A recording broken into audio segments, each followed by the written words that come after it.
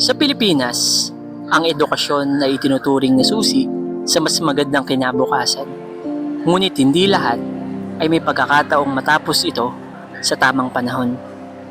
Ayon sa Commission on Higher Education o CHED, mahigit 35,000 Pilipino ang bumabalik sa pag-aaral bilang returning students bawat taon. Sila ang mga taong sa kabila ng responsibilidad at panahon ay piniling ipagpatuloy ang kanilang pangarap. Isa siya sa libu-libong Pilipinong piniling ipagpatuloy ang naudlot na pangarap. Ayan ate, pwede mo bang ikwento kung bakit ka tumigil dati sa pag-aaral? Ano yun, syempre, unang-una nun, financial problem. Kasi nung time na napasok ako noon, hindi naman siya kagaya ngayon na may online class. Tapos, kasi noon, as in talagang, syempre, kailangan pumunta ng school. At tapos, since first year lang ako noon, araw-araw, dapat nasa school. Almost 5 days a week. So, dahil hindi naman, wala naman, nung time na yun, wala namang, kumbaga, kakayahan pa magulang ko. Kailangan ko muna magtrabaho. Tapos, ayun nga, nagtrabaho ko, ang nangyari naman, nag-asawa.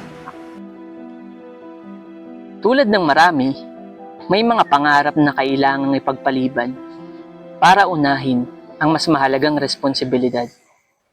Ano naman po yung nagtulak sa inyo para magsimula ulit sa pag-aaral? Since maaga ako nag-asawa, 19 years old lang ako nag-asawa nun eh. Tapos, nagkaroon na ako ng mga anak.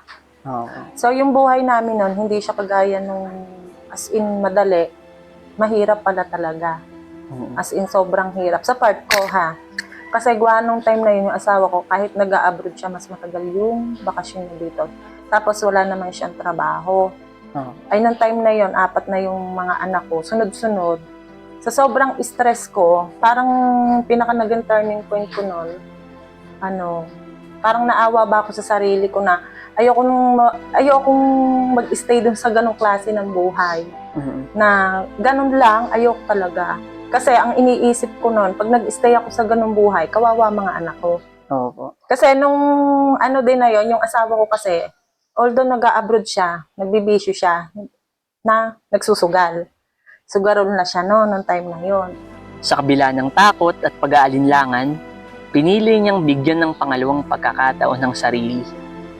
Yun, sa araw-araw po nyo na buhay, paano nyo po binabalanse yung pagiging magulang at estudyante? Paano nyo po hinahati yung oras nyo? Since ang nanay ko kasama ko sa bahay, siya yung napag-iiwanan ko dun sa mga anak ko. So, parang ang nangyayari, lahat kami estudyante.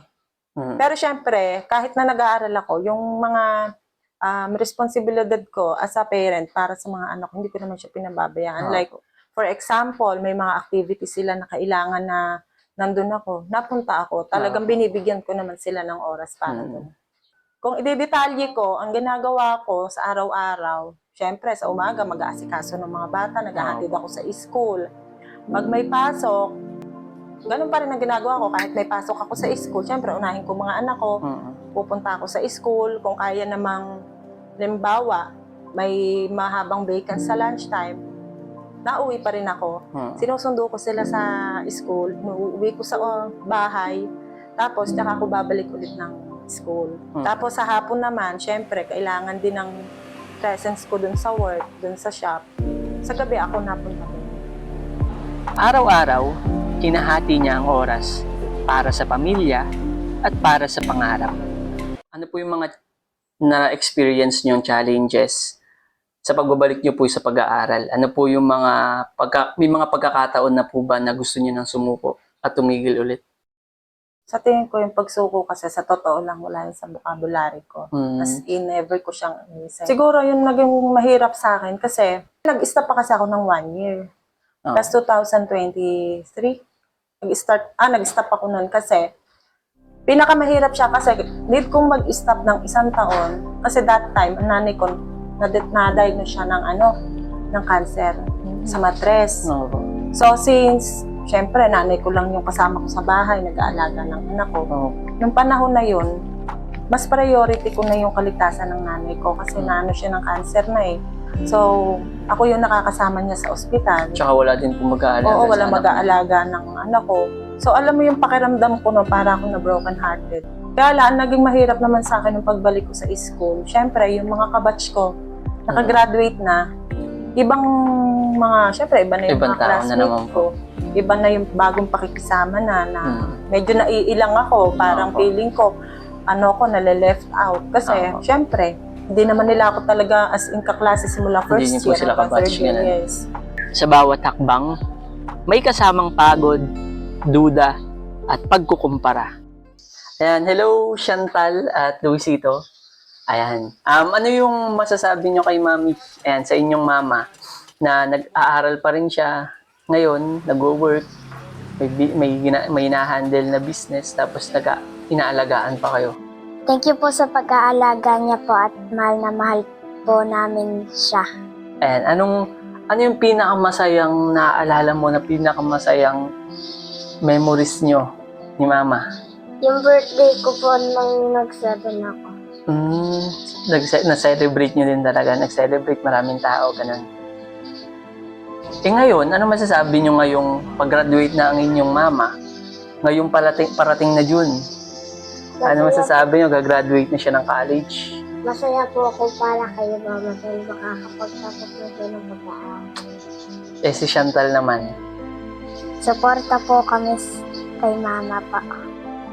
Ngunit sa likod ng kanyang laban, may mga taong patuloy pa ding naniniwala. Ano po yung masasabi nyo sa sarili nyo ngayon kumpara noon?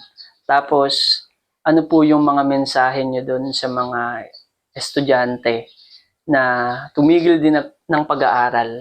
Masasabi ko pa rin din sa mga estudyante, mahalaga ang pag-aaral kasi based on my own experience. Siyempre, ilang taon ako napatigil. Nung panahon na hindi pa ako nakakatuntong ulit or nakakabalik ng college, sobrang limited lang yung mga opportunities na dumadating sa akin. Hindi siya kagaya ba nung nag-start na ako mag-aral ng college, unti-unti, lumalawak na siya.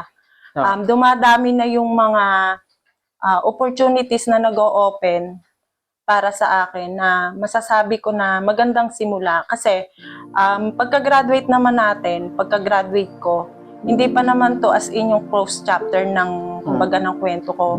Magiging ito pa lang yung magiging simula. And it will be the stepping stone para dun sa talagang totoong laban ng buhay. Dahil ang pangarap ay hindi nasusukat sa bilis, kundi sa pagpapatuloy. Hindi ako nahuli. Nagpatuloy lang ako kahit mahirap.